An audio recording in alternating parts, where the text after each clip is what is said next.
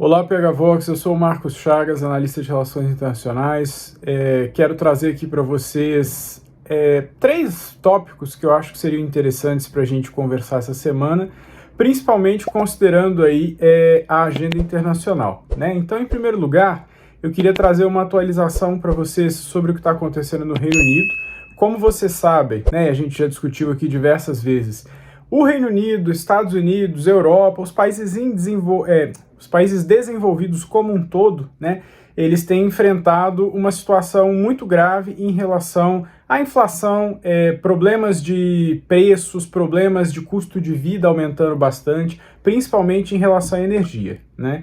E o Reino Unido veio passando por algumas dificuldades nesse sentido, inclusive em termos de direcionamento de política monetária, né? Como que o governo faria para endereçar esses problemas, o que eles trariam como uma solução, como uma alternativa justamente para essa questão dos preços.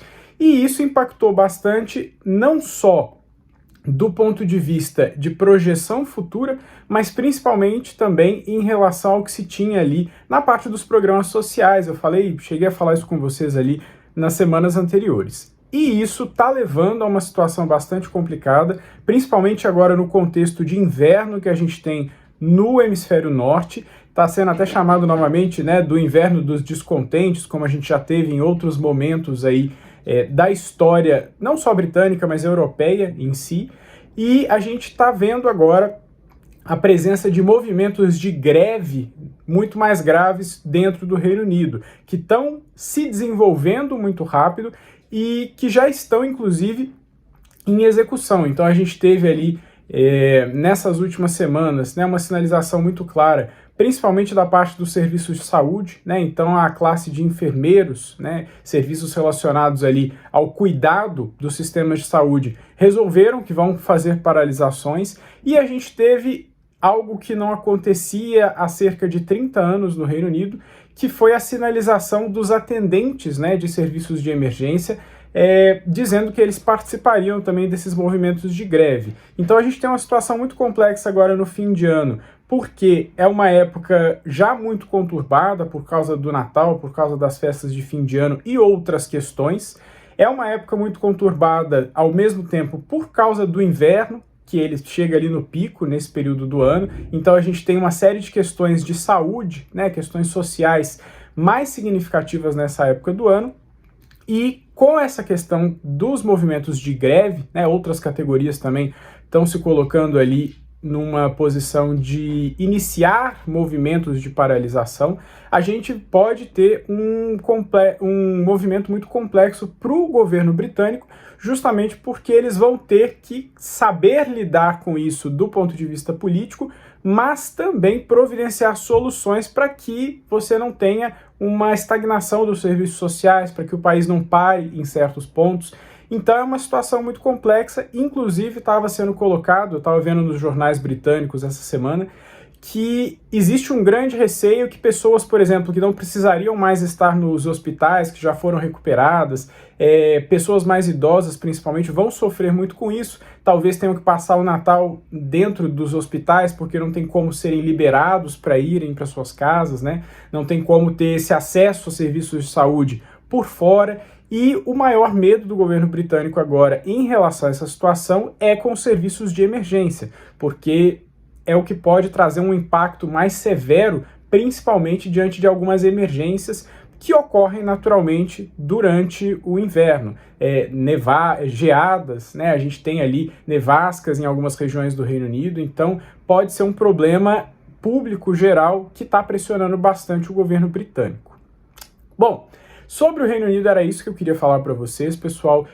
Um outro assunto que eu quero trazer aqui, mas de uma forma um pouco mais breve, tá? É o encontro sobre biodiversidade que está acontecendo no Canadá essas últimas semanas, que foi um local, é uma espécie de continuação, né, daquela conferência de mudanças climáticas que a gente teve no Egito, mas é mais focado na biodiversidade, na proteção da flora do planeta, da fauna, etc. E nesse evento que aconteceu lá no Canadá, a gente teve não vou dizer compromisso, né, porque muitos países significativos também não aderiram, Estados Unidos é um exemplo, né, não aderiram a essa pauta, não aderiram à conferência, mas é uma conferência das Nações Unidas em que eles determinaram, lá dentro do contexto das reuniões e etc., que o objetivo, né, até 2030, 2036, seria preservar cerca de 30% da superfície planetária, né, proteger o bioma, tanto marítimo quanto terrestre, de cerca de 30% do globo, né? Então isso implicaria em uma série de condições e isso implicaria também em uma série de impactos socioeconômicos para várias localidades que dependem ainda, né, de fontes de energia mais voltadas para combustíveis fósseis, que dependem também de um desenvolvimento que a gente chama de mais predativo, né, ou seja, que agride mais o meio ambiente, seja através de indústria, seja através de extração mineral. A gente tem uma série de questões em relação a isso que podem impactar significativamente o nível de desenvolvimento de alguns países, né? Então é uma questão muito séria, mas, ao mesmo tempo, a gente tem ali um contraponto que é o seguinte: o que foi definido ali, né, o que foi considerado até um marco histórico pelo acordo ali entre os países, etc., não é algo que é aplicado por força da lei internacionalmente, por enquanto, né? Tem pessoas que querem fazer com que esses projetos, né, esses acordos, eles comecem a ser impostos internacionalmente. Hoje em dia ainda não é assim.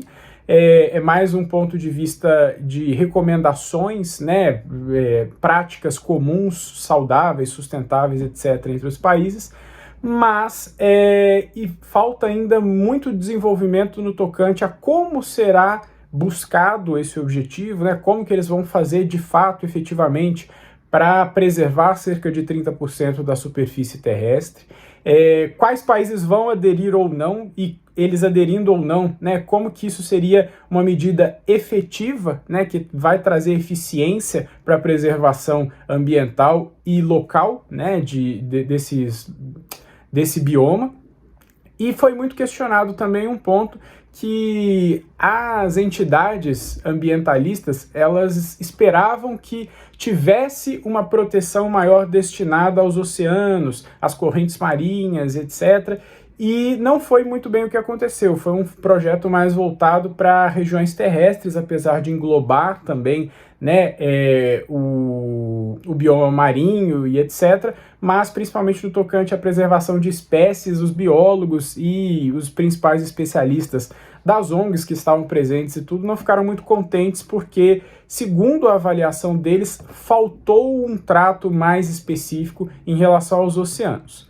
Mas é lógico, né, pessoal, é uma coisa que está sendo desenvolvida há vários anos já, e são pontos que, lógico, tem em diversas medidas, né, os seus acertos, mas tem muitos erros também, e principalmente em relação a esse caminho, né, de se tornar obrigatório. A União Europeia mesmo aprovou aí nessas últimas semanas um projeto de taxação de carbono internacional, né? Ou seja, é um projeto que ainda está sendo finalizado, tá, pessoal? É um projeto que ainda não vai ser implementado, eles pretendem implementar até 2026 esse projeto na União Europeia, mas é uma espécie de punição para empresas que emitem carbono, que tem o chamado traço de carbono, né, na sua atividade, que seria uma espécie de taxação, um tributo, digamos assim, para que essas empresas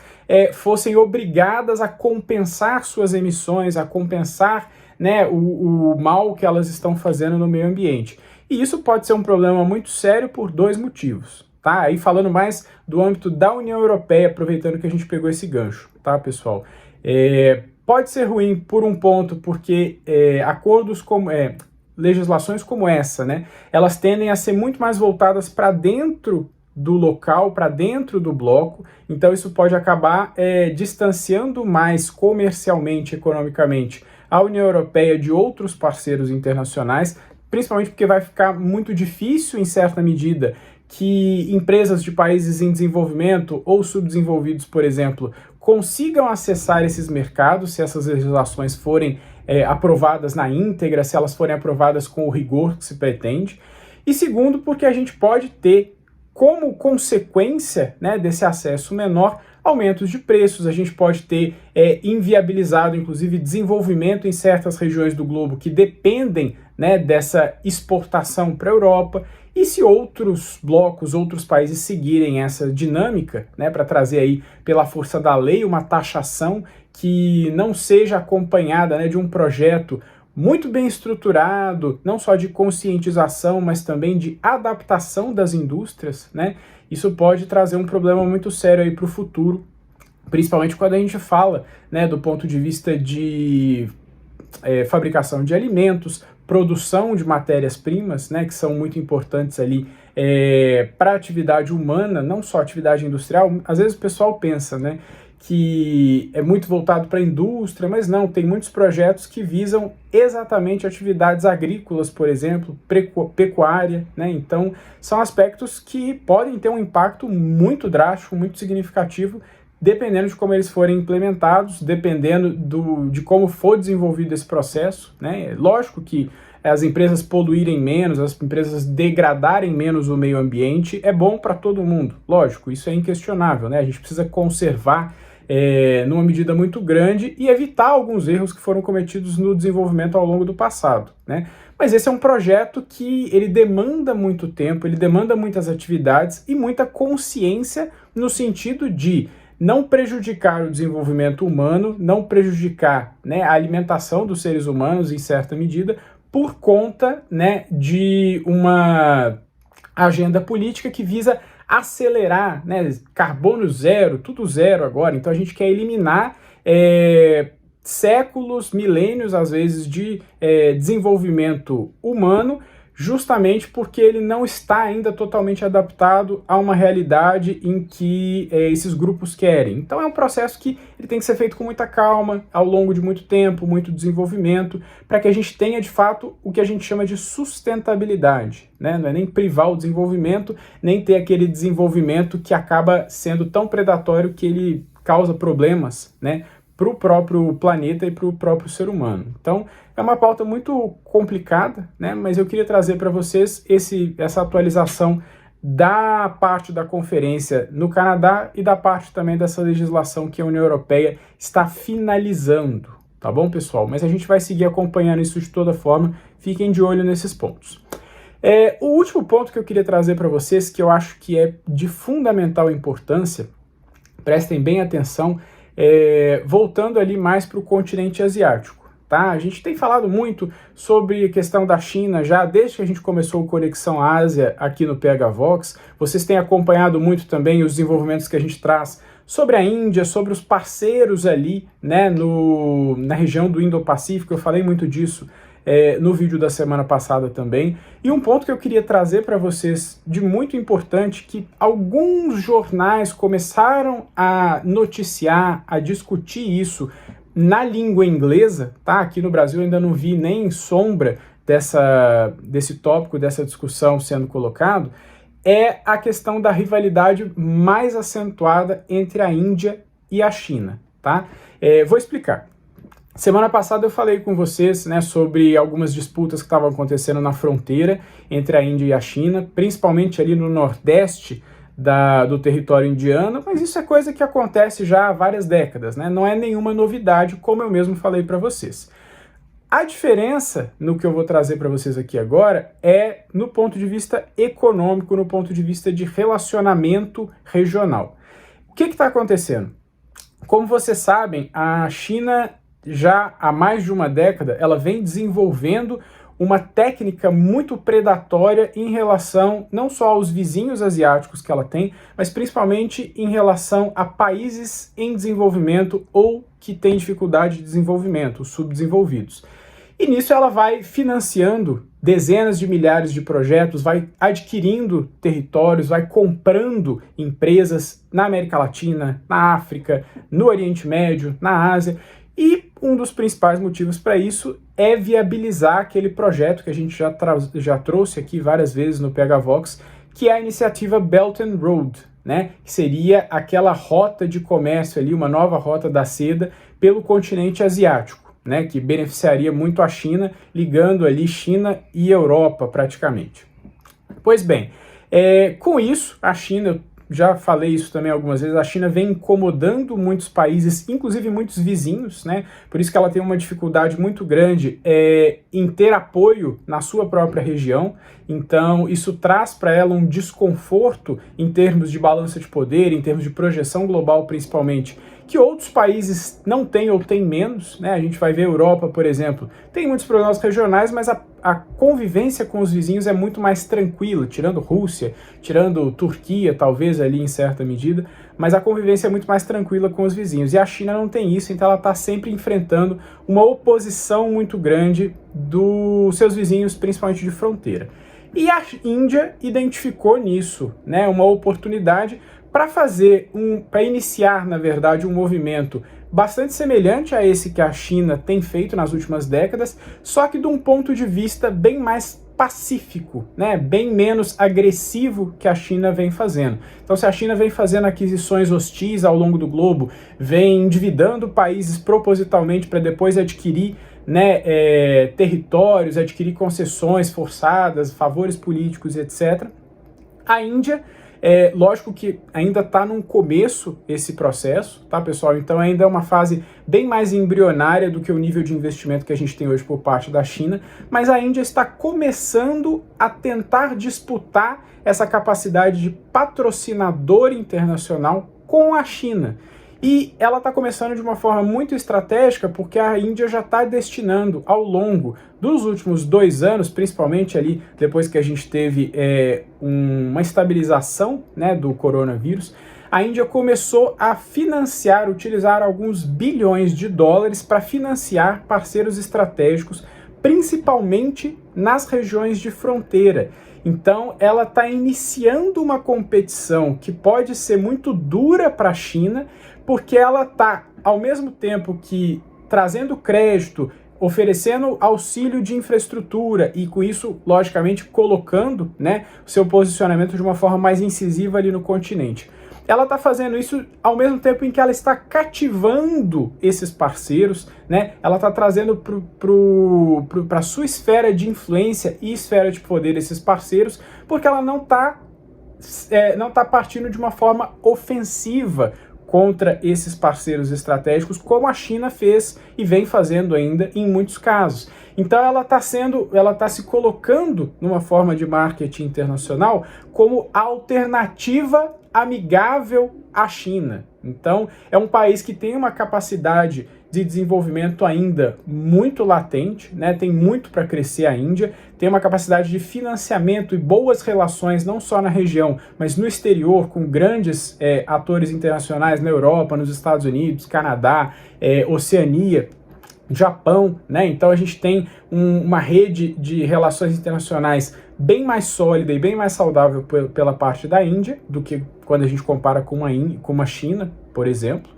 E ela está começando a aproveitar esse ambiente justamente para fazer uma frente de poder em relação à China. Então, é lógico, né, pessoal? Pode vir gente falar assim, mas é uma coisa muito diferente, não existe essa pretensão.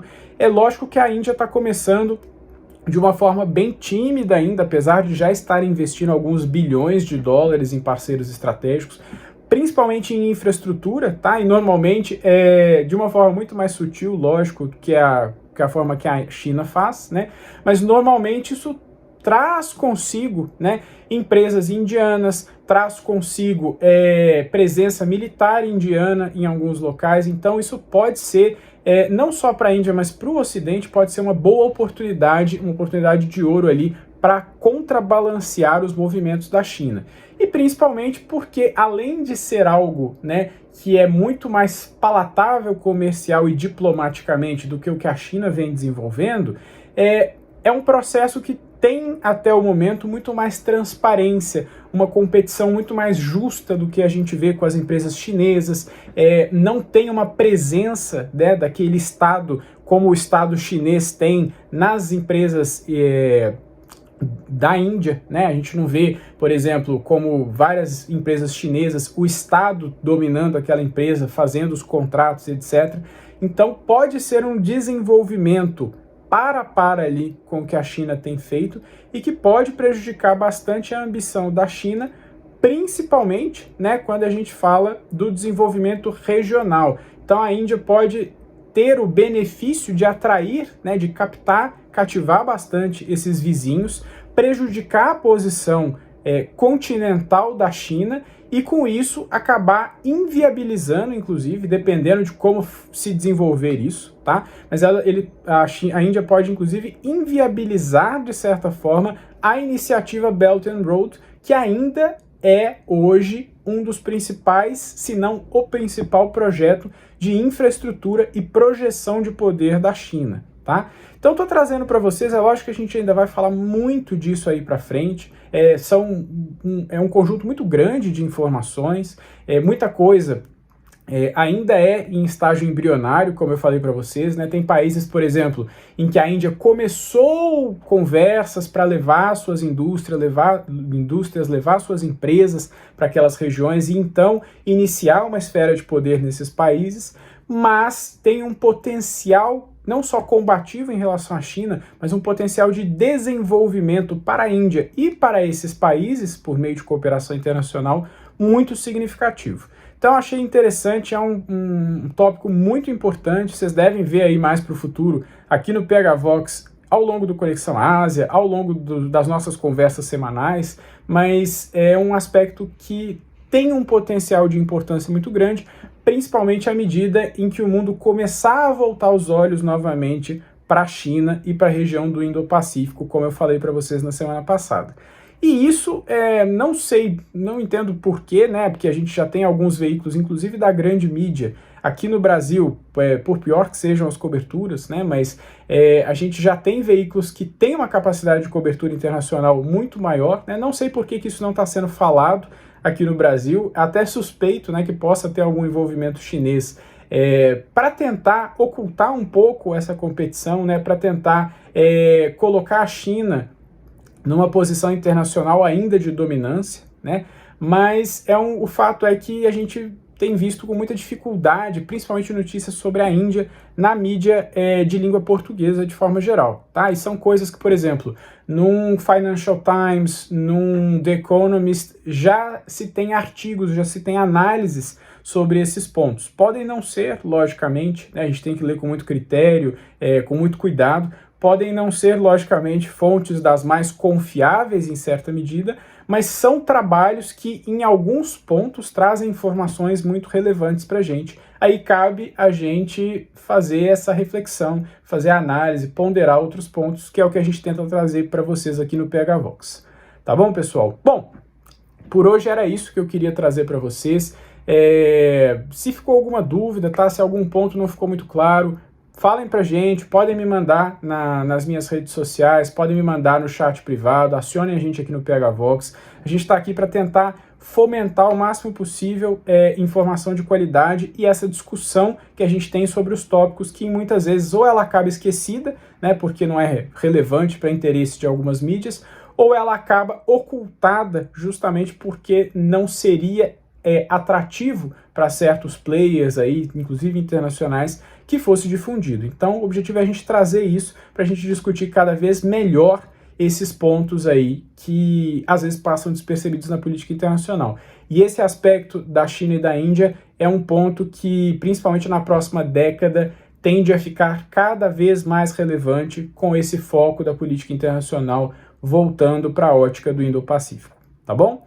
Bom, pessoal, um grande abraço para vocês, tenham uma ótima semana, compartilhem com todos que vocês puderem, né, o vídeo, se vocês gostaram, deixem o seu like aqui, podem deixar os comentários que depois a gente lê, né, à medida que for possível eu vou respondendo também, e não deixem de acompanhar sempre, né, o canal do PH Vox, não só no YouTube, né, no Telegram, mas principalmente aquelas chamadas que a gente faz ao longo do dia, né, trazendo algumas atualizações muito importantes sobre vários locais do mundo, tá bom?